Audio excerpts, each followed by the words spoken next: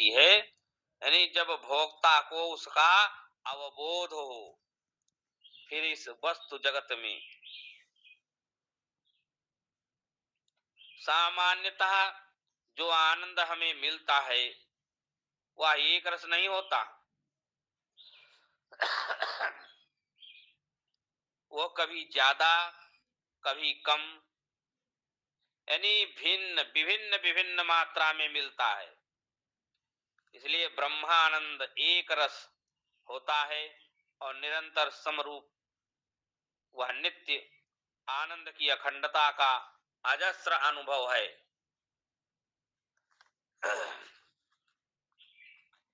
प्रत्यक भिन्नम, यानी व्यक्तिगत आत्मा से भिन्न नहीं, ब्रह्म आत्मा के अतिरिक्त कुछ अन्य नहीं है, वह आत्मा ही है और वही आत्मा जो हम सब में विद्यमान है।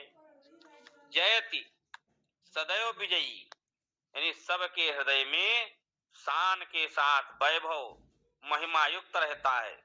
वह प्रकृति भी सभी उपाधियों पर विजयी होता है, यानी जितनी प्रकृति की उपाधियां हैं उन सब पर विजयी होता है, क्योंकि वे समस्त उपाधियां सीमित हैं, नश्वर हैं, नाशवान हैं और एक दिन उनका पतन व नाश अवश्यंभावी है।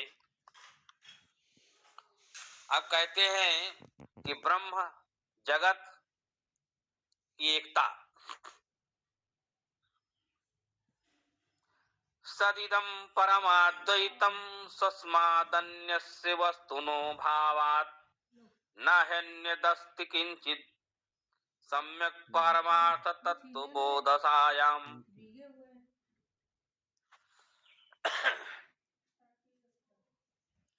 यानी यह परम अद्वैत ही केवल सत्य तत्व है, क्योंकि आत्म तत्व के सिवा कहीं कोई वस्तु है ही नहीं।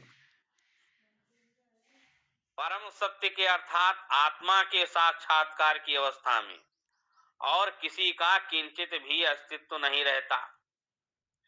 इसलिए शुद्ध ज्ञान स्वरूप या सत्य ही सर्वोच्च है,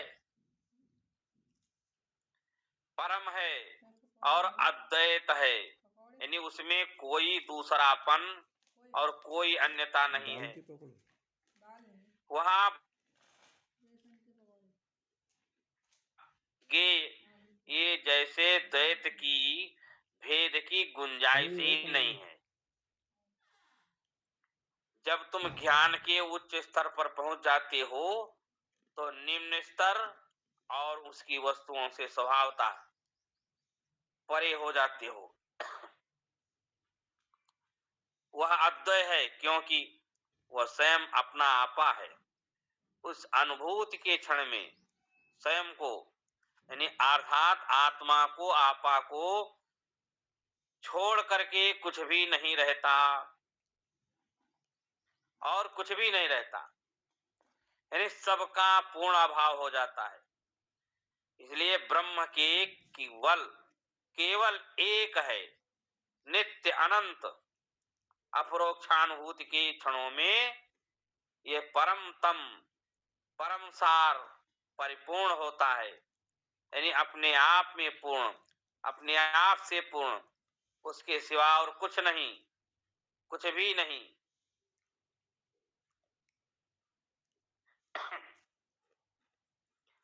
यदिदं सकलं विश्वं नानारूपं प्रतीततं ज्ञानात् तत्सर्वं ब्रह्मै प्रत्यस्ताशेष भावना दोषम। यह संपूर्ण विश्व जो हमें अपने अज्ञान के कारण नाना रूपात्मक प्रतीत होता है, वह वास्तव में केवल एकमात्र ब्रह्म ही है, यानी जो सब प्रकार के भावना दोष से मुक्त है। इसलिए अपने नाना प्रकार के रूपों में यह जो द्वैत प्रपंच हमको अपने चारों ओर दिखाई देता है, वह ब्रह्म विषय हमारे अज्ञान के कारण, सत्य के अज्ञान के कारण द्वैत प्रपंचक यानी विश्व की भ्रांति हमें होती है। सत्य वस्तु का ग्रहण ही अन्यथा ग्रहण का कारण है। जो कुछ हम देख रहे हैं वह ब्रह्म है। हर वस्तु और विषय में हम केवल ब्रह्म को ही देख रहे हैं। पर तुमको यह बात तब समझ में आएगी जब मन की भ्रांत कल्पना जो है वो नष्ट हो जाएगी। जो मन में भ्रांत धारणाएं हैं वो नष्ट हो जाएगी।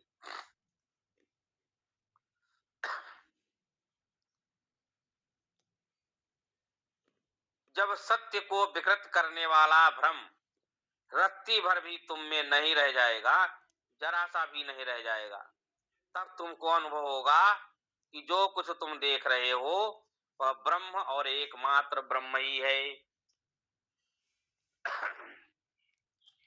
मृत कार्य भूतोऽपि मृदो न भिन्नः कुंभोऽस्ति सर्वत्र न मृत स्वरूपात् न कुंभ रूपम पृथगस्ति कुंभा कुतो मृषा कल्पित नाम मात्रा। यद्यपि एक घड़ा मिट्टी का रूपांतर है, पर है तो वह मिट्टी ही, इसलिए सारतः सभी जगह घड़ा वही है, तो फिर उसे घड़ा क्यों कहो? वह मात्र कल्पित मिथ्या नाम है।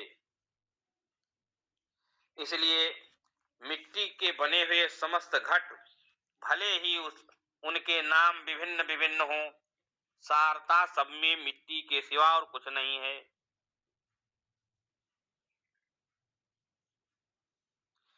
गंगा जल घट, दूध भरा घट, मधु घट, जल घट, उनमें रखी सामग्री के अनुसार अलग अलग नाम पा गए हैं, परंतु है तो वस्तुतः मिट्टी ही। यानी सभी घटों का सत्य केवल मिट्टी ही है। उनके विभिन्न विकारों के कारण उनको अलग अलग नाम दे दिए गए हैं, क्योंकि सब में जो है वे सब मिट्टी से ही बने हैं, इसलिए अपने शुद्ध स्वरूप में वे मिट्टी के सिवा कुछ नहीं है। इसी प्रकार यह विश्व ब्रह्म से आविर्भूत हुआ है और इसलिए वह ब्रह्म के सिवाय अन्य कुछ भी नहीं हो सकता। पर फिर भी जब हम जगत में व्यवहार करते हैं तो भूल जाते हैं कि वह सब ब्रह्म है। जब हम घड़ों को उठाते हैं तो भूल जाते हैं कि वे मिट्टी हैं। जब हम प्रत्यक्षता इस परिवर्तनशील संसार को देखते हैं तो अविकारी परिवर्तनशील ब्रह्म को जाना स्वाभाविक ही है। इसलिए नाम रूप और आकार चाहे जो हो, एक घट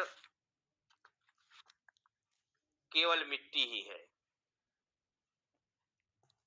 इसी प्रकार देह, बुद्धि, मन और दृश्य, विषय, भाव और विचार ये सब उसी अनंत चैतन्य के यानी विभिन्न नाम और रूप हैं जिससे सब उत्पन्न हुए हैं, उद्भूत हुए हैं।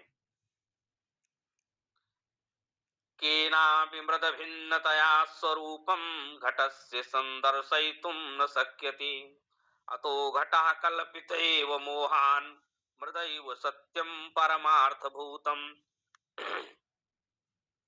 इसलिए मिट्टी का एक घड़ा जो है सारता मिट्टी से ही बना है, मिट्टी से भिन्न है। यह बात कोई भी किसी प्रकार के प्रदर्शन या प्रयोग से सिद्ध करके दिखा नहीं सकता है। इसलिए कहना होगा कि घट जो है भ्रांति कल्पित है और उस घट का मिट्टी वाला भाग ही केवल शाश्वत सत्य है। इसलिए ये कभी भी सिद्ध नहीं किया जा सकता कि मिट्टी का घट मिट्टी के अतिरिक्त और किसी से बना है। मिट्टी का घट मिट्टी ही है और उसके भीतर चाहे जो सामग्री रखी हो, मिट्टी ही घट है।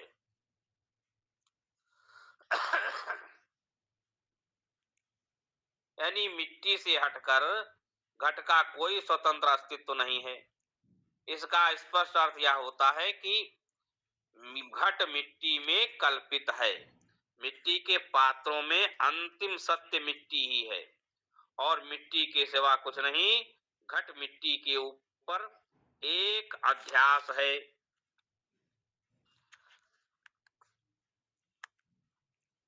अब हम समय सीमा भी पूर्ण हो रही है और हम ये 290वां श्लोक पूर्ण हुआ और फिर समय मिलेगा तो आगे हम विचार करेंगे। जय श्री कृष्णा, राधे राधे। ओम जय श्री कृष्ण। ओम पूर्णमदः पूर्णमिदं पूर्णात् पूर्णमुदच्यते पूर्णस्य पूर्णमादाय पूर्णमेवावशिष्यते। ओम शांति शांति शांति। ओम सर्वे भवन्तु सुखिनः, सर्वे सन्तु निरामयाः, सर्वे भद्राणि पश्यन्तु, मा कश्चित् दुःखभाग् भवेत्। ओम शांति शांति शांति। जय श्री कृष्णा। सबको राधे राधे। ओम नमो नारायण। हरि राधे राधे स्वामी जी, राधे राधे। प्रणाम स्वामी जी। जय प्रणाम स्वामी जी, जय श्री कृष्णा, राधे राधे। कृष्णा, जय श्री कृष्णा, जय श्री कृष्ण। सबको जय श्री कृष्णा। सादर प्रणाम स्वामी जी। सबको जय श्री कृष्ण। नारायण सबको जय श्री कृष्ण। सादर प्रणाम स्वामी जी। जय श्री कृष्ण। जय श्री कृष्ण स्वामी जी, चरणों में सत प्रणाम। जय श्री कृष्ण। जय श्री कृष्ण। जय श्री। बहुत ही सुंदर भाष्य रहा जी, बहुत ही सुंदर स्वामी।